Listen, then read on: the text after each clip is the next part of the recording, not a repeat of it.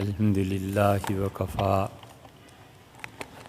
وسلام علی عبادہ الذین اصطفیٰ اما بعد۔ اللہ تعالی نے سورہ کافرون میں مخاطب فرمایا کافروں کو، اور پہلا جملہ یہ ارشاد فرمایا کہ قل یا ایھا الکافرون، آپ یہ کہیے کہ اے کافرو۔ اللہ تعالیٰ کی عادت دونوں طرح کی ہے، وہ کبھی اپنے بندوں کو براہ راست ملامت نہیں کرتا، اور کبھی اپنے بندوں کو ان الفاظ سے یاد نہیں فرماتا جو انسانوں کی طبیعت پر گراں گزرے۔ اپنے بندوں کا انتساب اپنی طرف کرتا ہے، محبت سے بلاتا ہے، اور اس انتساب میں جو افراد منتسب ہوتے ہیں ان کی عزت اور احترام برقرار رہتا ہے۔ اور کبھی اللہ تعالی ملامت کی غرض سے لوگوں کو احساس دلانے کے لیے کہ وہ کس کی نافرمانی کر رہے ہیں براہ راست مخاطب کرتا ہے اور تنبیہ کرتا ہے کہ یا ایھا الانسان، اے انسان، ما غرک بربک الکریم، کون سی چیز ہے جس نے تمہیں غفلت میں ڈال دیا، تمہارے اعمال غفلت کی وجہ سے اور غفلت کے انتہائی درجے کی وجہ سے ادا نہیں ہو پا رہے۔ بربک الکریم، اس پروردگار کی بندگی جو بہت کریم ہے۔ تو یہاں پر پہلا طرز تخاطب اختیار کیا اور فرمایا کہ قل یا ایھا الکافرون، آپ ان سے فرما دیجئے کہ اے کافرو۔ اس آیت کریمہ کے بعد آج جو آیت تھی وہ یہاں سے شروع کرنا تھا کہ فرمایا لا اعبد ما تعبدون، آپ یہ کہیے ان سے کہ میں ان کی عبادت نہیں کروں گا جن کی عبادت تم کرو گے۔ اہل علم کا مسئلہ ہے کہ جب مضارع فعل ہو، نفی اس کی ہو، تو اس پہ ما کا لانا اور لا کا لانا کون سی چیز زیادہ فصاحت کے قریب ہے؟ اور پھر وہ کہتے ہیں کہ مضارع کا صیغہ عربی زبان کے مطابق حال کے لیے بھی استعمال ہوتا ہے اور مستقبل کے لیے بھی استعمال ہوتا ہے، تو اس کی جب نفی آتی ہے تو لا اور ما میں فرق ہے۔ تو جب لا سے اس کا ترجمہ لا اس پہ آئے گا نفی کے لیے، تو پھر اس کو زیادہ اچھا یہ ہے کہ مستقبل کے متعلق تصور کیا جائے، اور اگر ما آئے گا تو پھر حال کے متعلق اس کا ترجمہ کیا جائے۔ تو اگر لا جیسے کہ آیا ہے، اس کا بہترین اور فصیح ترجمہ یہ ہے کہ میں ان کی عبادت نہیں کروں گا جن کی عبادت تم کرتے ہو، اور ٹھیک، درست اور جائز ترجمہ یہ بھی ہے کہ میں ان کی عبادت نہیں کرتا پریزنٹ حال جن کی عبادت تم کرتے ہو۔ کشاف زمخشری جو اہل سنہ سے بالکل خارج تھے لیکن صرف و نحو میں ان کا کمال تھا، اہل تشیع ان میں رضی، اور کشاف یہ معتزلہ میں بہت بہت اونچے درجے کے اہل علم میں سے تھے، لغت ان پر ختم تھی۔ رضی وہ بھی شیعہ تھے اور یہ معتزلی تھے کشاف، لیکن دونوں نے عربی میں قرآن کریم میں جو نکات بیان کی ہیں بہت اعلیٰ درجے کے، یہ جو چیز بیان کی ہے یہ صاحب کشاف نے بیان کی ہے اپنی تفسیر میں۔ تو کہا یہ گیا کہ میں عبادت نہیں کروں گا جن کی عبادت تم کرو گے، قطعی طور پر فیصلہ کر دیا گیا، قطعی طور پر بتا دیا گیا اور اہل مکہ جو تھے وہ درمیان کی کوئی راہ تلاش کر رہے تھے۔ درمیان کی راہیں تلاش کرنا یہ اچھا بھی ہوتا ہے کہ کچھ شرائط ادھر کی مان لی جائیں، کچھ شرائط ادھر کی مان لی جائیں۔ حضور اقدس صلی اللہ علیہ وسلم نے حدیبیہ میں یہ رویہ اختیار فرمایا تھا تاکہ جنگ نہ ہو، اور اپنی بات عمرہ اس کو آئندہ سال پہ مؤخر فرما دیا تھا، اور ان کی جو کفر کی چیزیں تھیں بہت سی اس کو رد فرما دیا تھا کہ یہ ہمارے لیے قابل تسلیم نہیں ہے۔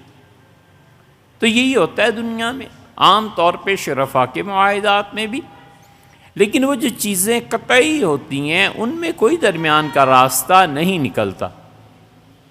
فلاں شخص فلاں کا باپ ہے یا نہیں، اب اس میں کیا درمیان کا راستہ نکالنا؟ قطعی چیز ہے یا نہیں ہے۔ اسی طرح اللہ ایک ہے یا اللہ زیادہ ہیں، قطعی راستہ اختیار کرنا ہے۔ ایک کہتا ہے لاکھ ہیں، دوسرا کہتا ہے کروڑ ہیں، ایک کہتا ہے ایک ہے۔ یہ کمپرومائز تو نہیں کیا جا سکتا۔ یہی صورتحال مکہ میں پیش آئی۔ اہل مکہ نے جب دیکھا کہ حضرت رسالت پناہ صلی اللہ علیہ وسلم جس خدا کی دعوت دیتے ہیں اور جو کچھ کہتے ہیں، یہ اب گھر گھر یہ چیز پیغام داخل ہو چکا ہے، تو انہوں نے کہا چلو جا کر بات کرتے ہیں۔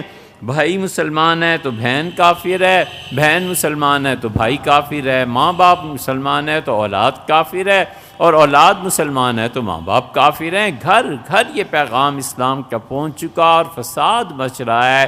گئے اور جا کر عرض کیا کہ اللہ کے رسول ایسے کر لیں، 1 سال آپ ہمارے خداؤں کی عبادت کریں، پھر آپ کو پتہ چلے گا کہ ہمارے خدا کتنے طاقتور اور عظیم ہیں۔ جو اچھی چیزیں آپ کو لگیں آپ وہ اپنا لیں، اور 1 سال ہم آپ کے پروردگار کی عبادت کریں، اور جو اس میں اچھی چیزیں ہیں وہ ہم لے لیں، تو مل جل کر صلح کر کے ہم اپنے عقیدے کو تبدیل کر لیں۔ ادھر کفر کا عقیدہ، ادھر اسلام کا عقیدہ، یہ دونوں ملا لیں۔ حضور اقدس صلی اللہ علیہ وسلم نے فرمایا کہ اچھا میں کل بتاؤں گا، اور اللہ نے رات کو یہ سورہ مبارکہ نازل کی، اور اللہ نے کہا ان سے صاف کہیے کہ جن کی میں عبادت کروں گا ان کی تم نہیں کرو گے، اور جن کی تم کرو گے میں نہیں کروں گا۔ قطعی طور پر لائن کھینچ دی کہ یہ ہے وہ چیز جس پہ آ کے کوئی کمپرومائز، کوئی آپس میں ایک دوسرے سے تعاون نہیں ہو سکتا۔ ہمیشہ اپنے بچوں کو لے جانا چاہیے، اور یہ جو پٹھان غبارے لگاتے ہیں نا ایک تختے پہ، اس کی پریکٹس کرانی چاہیے۔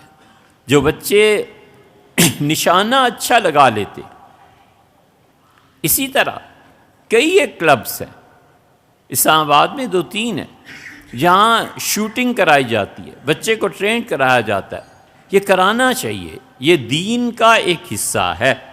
جو بچے اپنے نشانے میں ماہر ہوتے ہیں ان پر فیصلہ کرتے وقت ایک طاقت، قوت، ایک نقطہ آتا ہے، سوچتے سوچتے سوچتے سوچتے جب وہ ٹریگر دباتا ہے اور گولی نکلی، جب وہ تیر چلاتا ہے اور تیر کمان سے نکل گیا۔ یہ اس کی زندگی میں پھر ایسا ہوتا ہے کہ جب اسے کہیں کمپرومائز کرنا پڑتا ہے، جب اسے زندگی کے حقیقی مسائل سلجھانے ہوتے ہیں تو وہ سوچتا ہے، حتیٰ کہ ایک مقام پہ آ کر وہ فیصلہ کر دیتا ہے کہ بس جو کچھ بھی ہو یہ میرا فیصلہ۔ اس کے نتیجے میں تباہی مچے، جنگیں ہوں، اس کے نتیجے میں اچھائی اور خیر ہو، کچھ ہو، اب میں نے یہ فیصلہ کر لیا۔ جن لوگوں میں قوت فیصلہ نہیں ہوتی نا، وہ کبھی کبھی جہنم تک پہنچ جاتے ہیں۔ اچھا یہ بھی عبادت کر لوں، اچھا یہ بھی عبادت کر لوں، اچھا یہ بھی خدا ہے، اچھا یار یہ کہ اللہ نے لا اعبد ما تعبدون، میں ہرگز ان کی عبادت نہیں کروں گا جن کی عبادت تم کرتے ہو۔ عبادت ہے کیا چیز؟ عبادت کہتے ہیں انکار کو، عبادت کہتے ہیں غصے کو، عبادت کہتے ہیں کسی چیز کے روک دینے کو۔ عبد، طریق معبد، ایسا راستہ جسے مسافروں نے چل چل کے پاٹ دیا ہو، گاؤں کی پگ ڈنڈیاں، یہ ہے تعبید کہ لوگ اس پہ چلتے رہے۔ مسافر، بعیر، اونٹ، ایسا اونٹ جو عادی ہو جائے، ناگوار چیزوں کا بھی ہو جائے۔ عبادت اصل میں کرنے پہ نفس پہ جو پابندیاں لگتی ہیں وہ اس پہ کرتا ہے احتجاج. اس احتجاج کو رد کر دینا کہ نہیں سننی تمہاری، نماز پڑھنی ہے. اندر سے جذبہ اٹھتا ہے کہ کیا ہے، گناہ ہی ہے نا، بس کوئی مسئلہ نہیں، چھوڑو اس بحث کو. اپنے آپ کو کنٹرول میں لانا کہ نہیں، غلط بات ہے، یہ نہیں کام کرنے کی. پتہ ہے کہ پیسہ کسی اور کا ہے اور میرے پاس یہ پیسہ امانت ہے، اس کے باوجود اس پہ خیانت کر دوں، یہ اپنے نفس کی خواہش کو رد کرنا ہے، انکار کرنا ہے، غصہ کرنا ہے، اس خواہش کو پیدا ہی نہیں ہونے دینا. یہ ہے اصل میں عبادت. اور اسی سے پھر غلامی میں بھی آتا ہے کہ غلام اپنی مرضی سے کب کسی کا کوئی بنتا ہے. اصل اسلام میں حریت ہے، اسلام میں اصل آزادی ہے. کوئی شخص کسی کو غلام نہیں بنا سکتا. شوہر بیوی سے یہ نہیں کہہ سکتا کہ مجھے پانی پلا دے، باپ بیٹے سے نہیں کہہ سکتا کہ میرے پاؤں دبا دے، قطعاً نہیں. وجہ اس کی یہ ہے کہ وہ بیٹے کو کہا پاؤں دبا دو تو ایک آدھ گھنٹے کے لیے وہ اس کے کام کا پابند ہو کے گویا کہ غلام ہو گیا نا. وہ پانی لینے گئی اور کچن سے پانی لے کے آئی تو 5 منٹ ہی کیوں نہ لگے وہ غلامی آ گئی نا. شریعت کہتی ہے بالکل نہیں، کوئی آدمی کسی کو غلام نہیں بنا سکتا. ہاں یہ ہے کہ وہ آدمی، وہ عورت اگر معاشرے میں ایک دوسرے کے ساتھ تعاون نہیں کریں گے تو پھر گھر چلنا دشوار ہو جائے گا، پھر مریضوں کی عیادت ختم ہو جائے گی، پھر پورا معاشرہ تباہ و برباد ہو جائے گا. تو اللہ نے اس میں اتنی گنجائش رکھی کہ جو چیزیں میں فرض قرار دے رہا ہوں تمہاری آزادی وہاں ختم ہو جائے گی، تم میری بات مانو. حضور صلی اللہ علیہ وسلم فرما رہے ہیں تمہاری آزادی وہاں سلب ہو جاتی ہے، تم نبی صلی اللہ علیہ وسلم کی بات مانو گے. چھوٹے اور بڑے کی تمیز میں آزادی سلب ہو جاتی ہے، کوئی مسئلہ نہیں ہے. تمہارا وقت آئے گا تو تم بھی کسی کی آزادی کے بدلے میں، سلب کے بدلے میں سلب پالو گے. اسی لیے رسول اللہ صلی اللہ علیہ وسلم نے فرمایا تم میں سے جو کوئی جوان اپنی جوانی میں بوڑھے آدمی کا خیال کرے گا، جب یہ خود بوڑھا ہوگا تو اللہ اس کے لیے کچھ نہ کچھ ایسے اسباب پیدا کر دے گا کہ لوگ اس کا خیال کریں.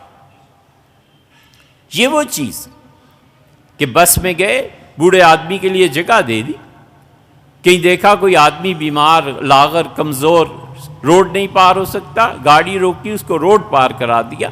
یہ سب چیزیں انسانی عبادات سے تعلق رکھتی ہیں. اور اسی لیے کہا کہ التحیات للہ، میری سارے جسم کی عبادتیں اللہ تیرے لیے، کوئی شرک نہیں.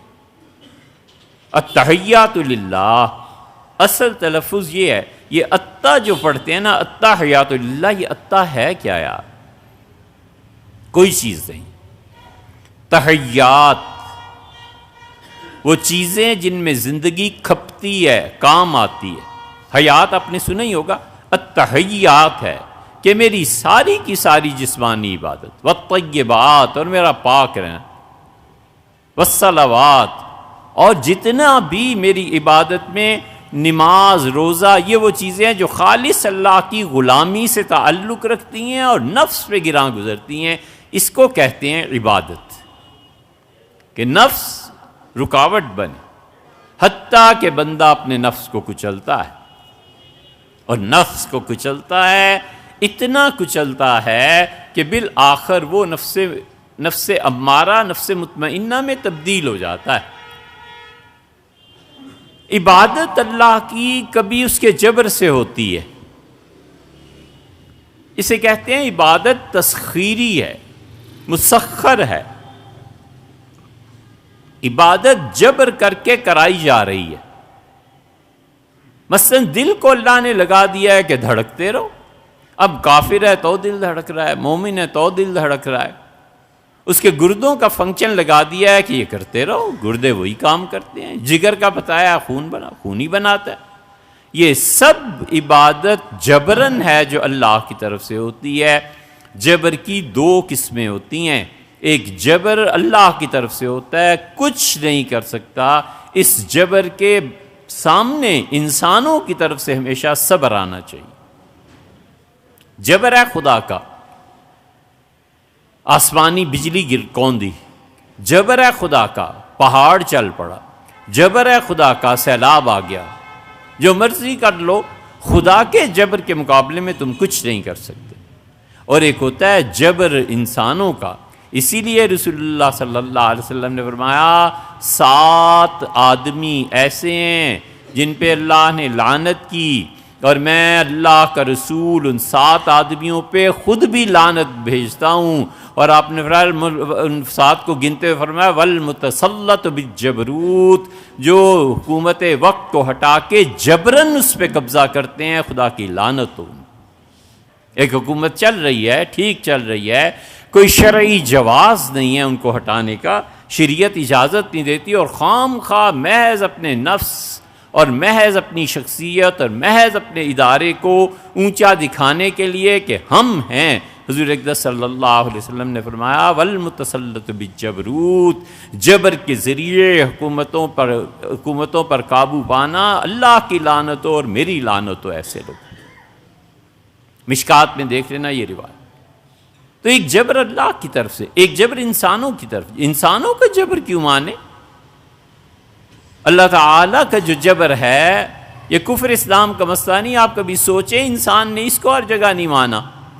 انہوں نے رات پیدا کی، جبرن رات آنی ہے نا، اب سورج کو تو نہیں کوئی پلٹا سکتا، انسان نے چراغ بنا لیا، اسے کہا آپ اندھیرا دیں ہم روشنی دے دیتے ہیں، کچھ تو کریں نا آخر۔ اس کو پوری طرح تسلیم نہیں کیا، تو انسانوں کا جبر آزاد ضمیر اور آزاد قوم ہے۔ اسی لیے سیدنا ابو بکر عمر رضی اللہ عنہ نے اس فلسفے کو جانتے تھے نا، انہوں نے اسی لیے اس سے پوچھا، مصر کے گورنر کے بیٹے محمد بن عمرو بن العاص سے، فرمایا متی استعبدتم الناس، تم نے لوگوں کو کب سے غلام سمجھنا شروع کر دیا ہے؟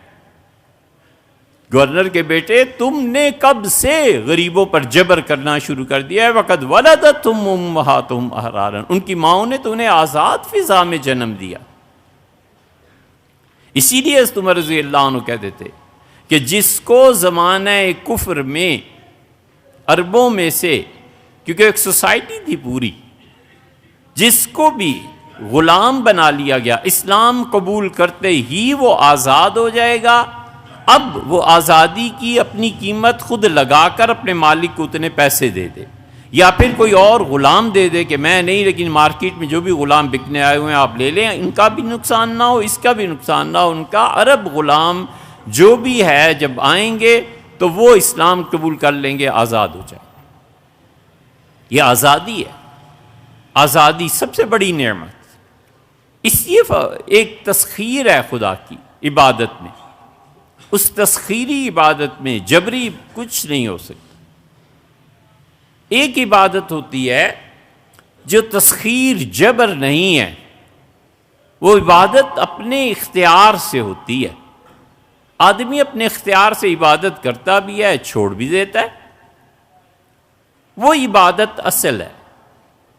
اور سارے فلسفے کو سمیٹتے ہوئے سیدنا علی رضی اللہ عنہ سے کسی نے پوچھا تھا کہ حضرت آپ بچپن میں انتقال فرما جاتے یہ زیادہ اچھا نہیں تھا؟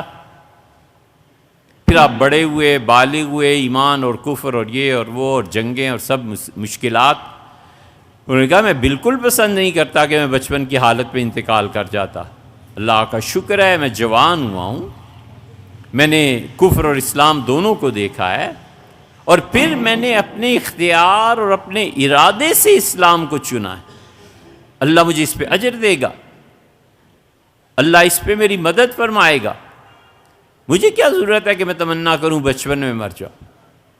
یہ وہ ہے اختیار کہ انسان کو اختیار دیا جاتا ہے کہ وہ کفر یا اسلام اس میں سے کسی چیز کو عبادت کرے، قبول کرے، اور یہ عبادت اتنی بڑھ جاتی ہے، یہ دونوں طرح تقسیم ہوتی ہے۔ کبھی کبھی انسان غلط راستے کو اختیار کر لیتا ہے اور کبھی صحیح راستے کو، اور صحیح راستے کو جو اختیار کرتا ہے، اسی لیے تو اللہ کہتا ہے ان هو الا عبد، وہ تو میرا بندہ تھا، انعمنا علیہ، ہم نے اپنے بندے پہ انعام کیا۔ اسی لیے اللہ کہتا ہے ان کل من فی السماوات والارض، ہر وہ چیز جو آسمانوں میں ہے اور زمین میں، الا آتی الرحمن عبدا، وہ رحمان کے سامنے پیش ہوگی غلامی کی حالت میں۔ یہ جبر ہے خدا کا، وہ سب کو قبروں سے اٹھا لائے گا، ابن مسعود رضی اللہ عنہ جیسے آدمی دعا مانگتے تھے کہ اے رب بس مٹی میں مل جاؤں اور کبھی بھی یاد ہی نہ کیا جاؤں کہ میں عبداللہ نام کا کوئی آدمی. لیکن ظاہر ہے کہ یہ ہونے کا نہیں ہے، وہ ان کی اپنی فنائیت تھی. اسی لیے اللہ کہتا ہے کہ ہمارا نعم العبد، ہمارا بہت ہی اچھا بندہ تھا، بندگی سے بڑا کوئی مقام نہیں. تبارک الذی نزل الفرقان علی عبدہ. اسی لیے حضور اقدس صلی اللہ علیہ وسلم کی زندگی میں جو بڑے بڑے مار کے آئے ہیں نا، خدا نے وہاں پر انہیں یاد کیے عبد سے کہ میرا بندہ. سبحان الذی اسریٰ بعبدہ، راتوں رات ہم اپنے بندے کو لے گئے معراج. تبارک الذی نزل الفرقان علی عبدہ، بڑی برکت والی ہے وہ ذات جس نے اپنے بندے پر قرآن کو نازل کیا. قرآن کا مسئلہ، ان کنتم فی ریب مما نزلنا علی عبدہ، اگر تو تمہیں قرآن کے بارے میں شک ہے جو ہم نے اپنے بندے پہ نازل کیا ہے. بندگی سے بڑا کوئی مقام، سب سے بڑا مقام فنا الفنا ہے. بس فنا سے بڑا کوئی مقام نہیں کہ آدمی نیکی کا انتصاب اپنی طرف کرتے ہوئے شرمائے، بغیر ضرورت کے مت کہے کبھی بھی. میں کا لفظ اس کے لیے گراں ہو جاتا ہے. یہ بندگی ہے، مٹا دیتا ہے اپنے آپ کو. یہ ہے اس کا پازیٹو پہلو. اور بندگی ہی کا نیگیٹو پہلو یہ ہے جو حضور اقدس صلی اللہ علیہ وسلم نے ارشاد فرمایا، اور کمال کی بات ارشاد فرمائی. حضور اقدس صلی اللہ علیہ وسلم نے فرمایا، بخاری وغیرہ میں یہ روایت آتی ہے، فرمایا تعس عبد الدرہم، برباد ہو جائے، خدا ناس کرے اس انسان کا جو پیسے کا بندہ ہے. تعس عبد الدینار، ناس ہو جائے اس کا، خدا برباد کرے اس شخص کو جو دینار اور درہم کا بندہ ہے، پیسے اور ڈالر اور پاؤنڈ کا بندہ ہے.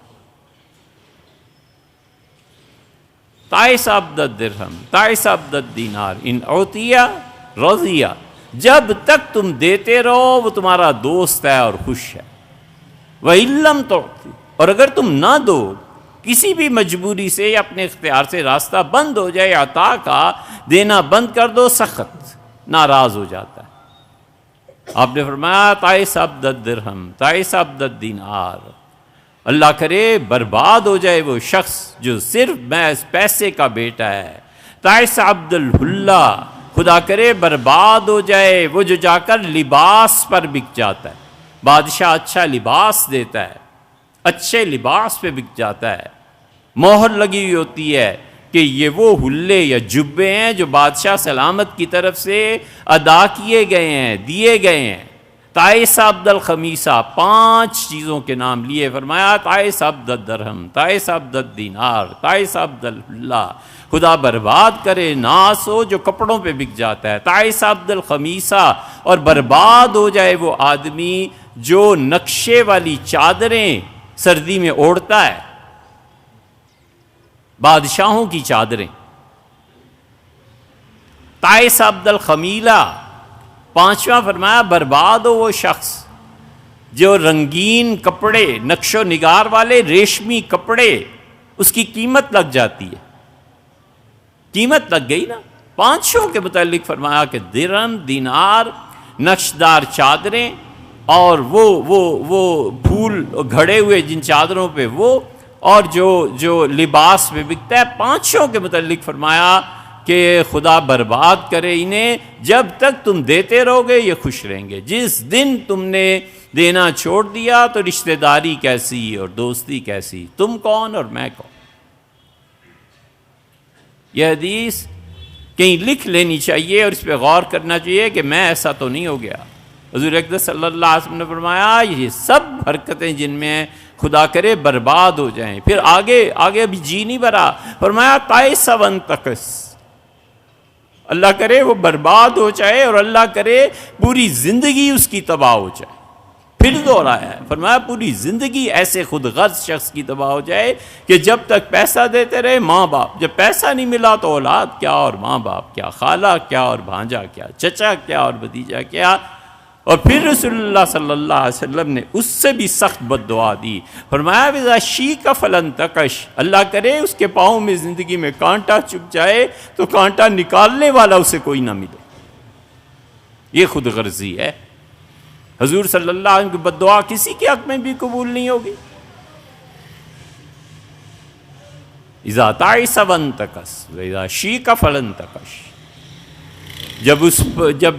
جب وہ آدمی کانٹا چھپ جائے تو کوئی کانٹا نکالنے والا نہ ہو، برباد ہو اور تباہ ہو انسان، وہ جو یہ خصلتیں ہیں، پیسے کا بندہ بن گیا نا، اللہ کی عبادت کے مقابلے میں پیسے کا بندہ بن گیا۔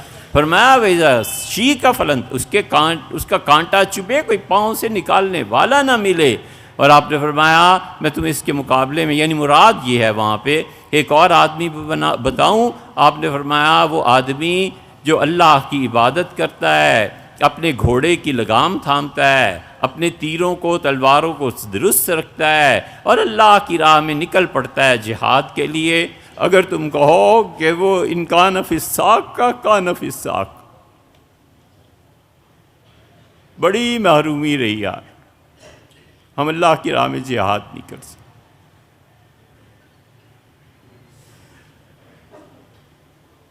کیا زندگی میں کیا اور کیا کمایا؟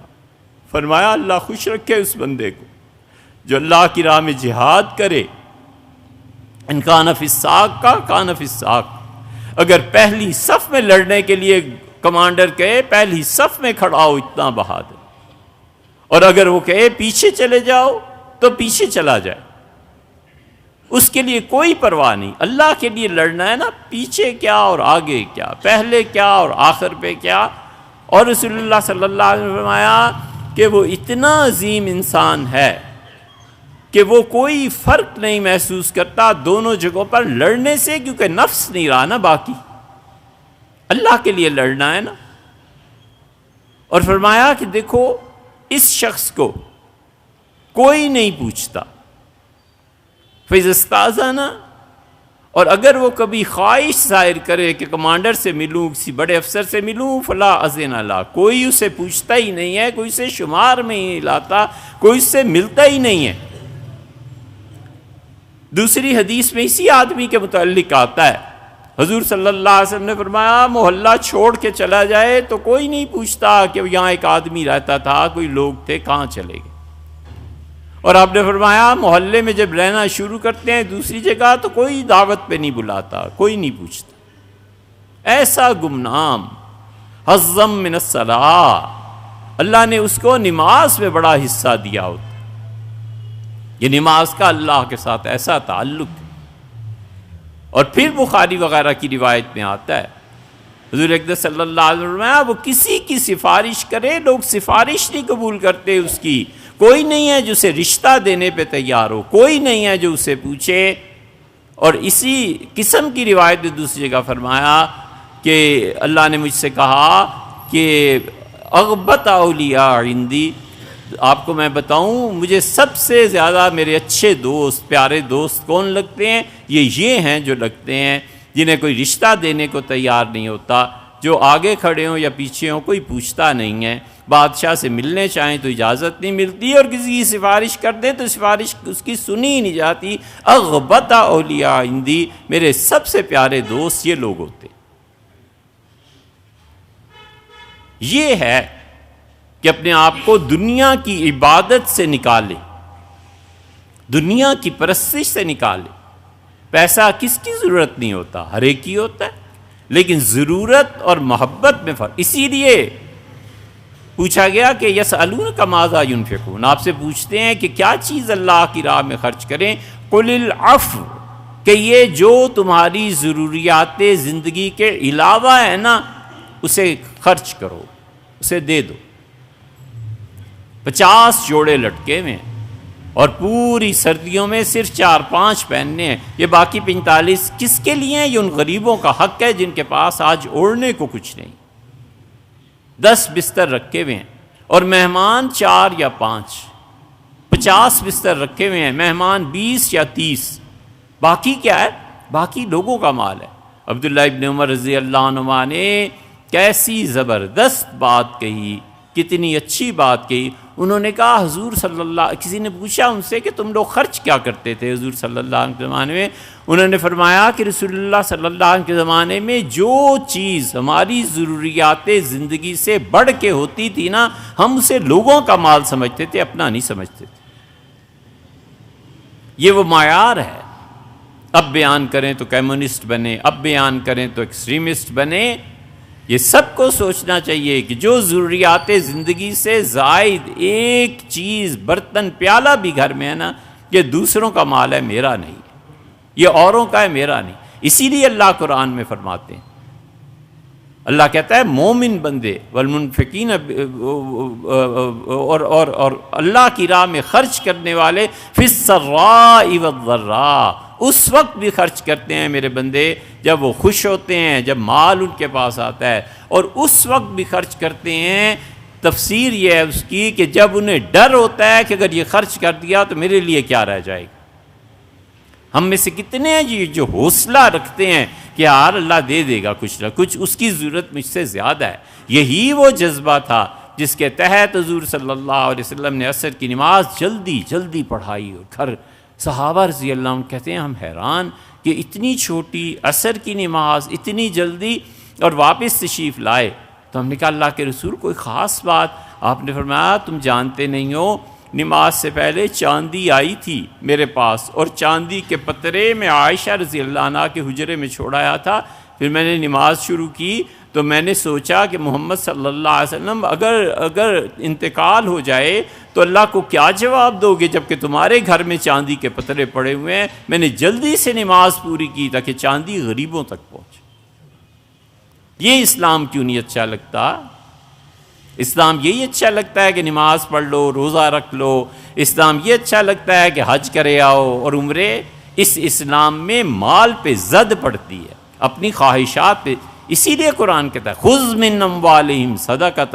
اے نبی صلی اللہ علیہ وسلم، بڑا ہونے کے ناطے، سوسائٹی کا میئر ہونے کے ناطے، اونچے درجے پہ فائز ہونے کے ناطے، آپ جو لوگ قاعدے اور انتظام میں چھوٹے ہیں ان سے آپ لیجئے ان کا مال.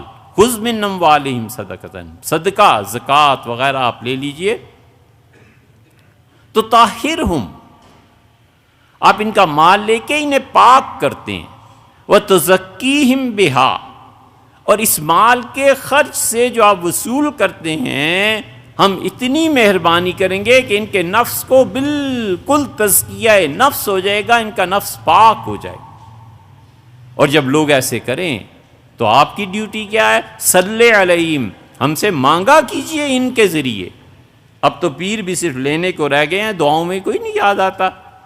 اللہ کہتا ہے صلی علیہم، ان کے لیے ہم سے دعا مانگا کیجئے. ان صلاتک سکن لہم، یہ اتنی محبت والے لوگ ہیں کہ انہیں پتہ چلے کہ آپ ان کے لیے دعا مانگتے ہیں تو ان کے دلوں کو ٹھنڈک اور سکون ملتا ہے کہ نبی صلی اللہ علیہ وسلم میرے لیے دعا مانگتے. یہ اس کا صلہ ہے، اجر.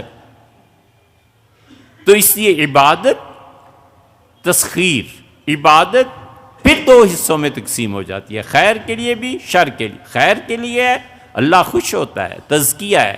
شر کے لیے عبادت تو تائس عبد دینار والا بندہ ہلاک ہو، برباد ہو جائے. اذا شیک فلن تکش، اس کے پاؤں میں کانٹا چبھے تو خدا کرے اسے کانٹا نکالنے والے نہ ملے. یہ اتنا برا آدمی انشاءاللہ.